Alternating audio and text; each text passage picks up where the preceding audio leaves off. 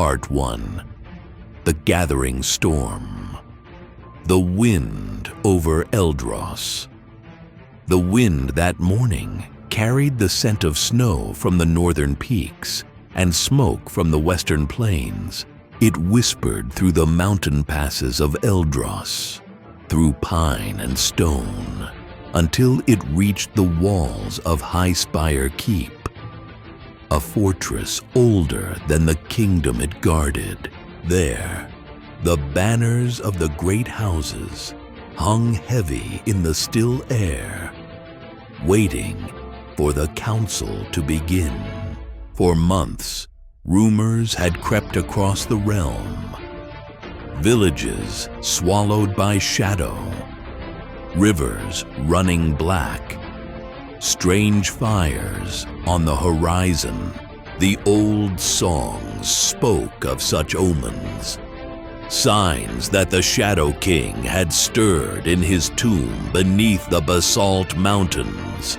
The warlords and kings dismissed them at first, but when the stars dimmed 3 nights past, even the doubters began to whisper the same name: Kyle Mortath, the last great enemy of the free peoples, a conqueror who once bent the sky itself to his will. The council. In the great hall of Hollowspire, a ring of firelight flickered across the faces of 7 figures. Each had come at the summons of the High Council of Aerithal, not as servants of their own realms, but as chosen wielders of their people's trust. At the head sat Queen Elindra of Aerithal, her hair silver as the snows, and her eyes still sharp with the fire of youth.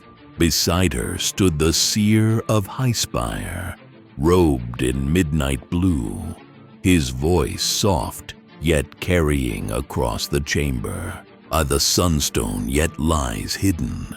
Without it, the Shadow King will rise unchallenged, but the road to it is watched by his servants. The pale host of the night. You have been called not for your strength alone, but for the threads you weave together.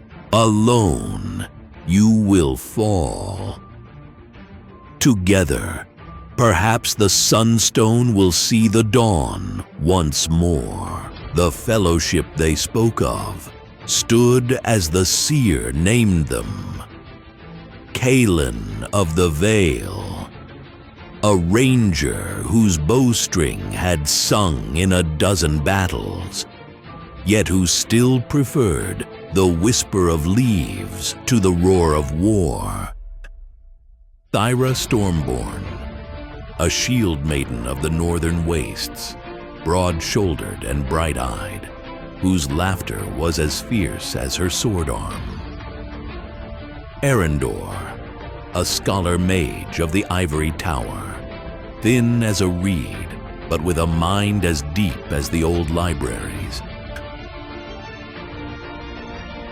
Brannick Stonefist, a dwarven smith from the Iron Hollow clan, carrying a warhammer said to have cracked the gates of Morag Cool. Sir Caldris, a knight of Aerithal, his armor blackened by dragonfire in the last great war. Nira, a wanderer from the southern sands, whose twin blades moved like water over stone. Leora, the queen's own niece, a healer whose gift had saved hundreds, but who had never seen the front lines. The oath, the seer's staff, struck the stone once. By the binding of the first flame, will you walk together, knowing not all will return. One by one, they spoke their oaths. some with solemnity, others with a warrior's grin. The queen descended the dais, carrying a chest bound in silver bands. She opened it to reveal a shard of the Sunstone, no larger than a clenched fist, but glowing faintly like dawn through mist. "This is your guide," she said. "It will burn brighter as you near its source, and it will dim should the shadow draw too near." When Leora took it in her hands, the light flared, reflecting in each of their faces. The first step. At dawn. The next day, the Fellowship rode from Highspire's gates. The snow on the high road lay unbroken, save for the shadow of the mountains reaching toward them like grasping fingers. Behind them, the bells of the keep rang thrice, a farewell reserved for those who may never return. They passed into the Evershade Forest by nightfall. Moonlight spilled through the high canopy in silver threads, and the air grew hushed as if the trees themselves were listening.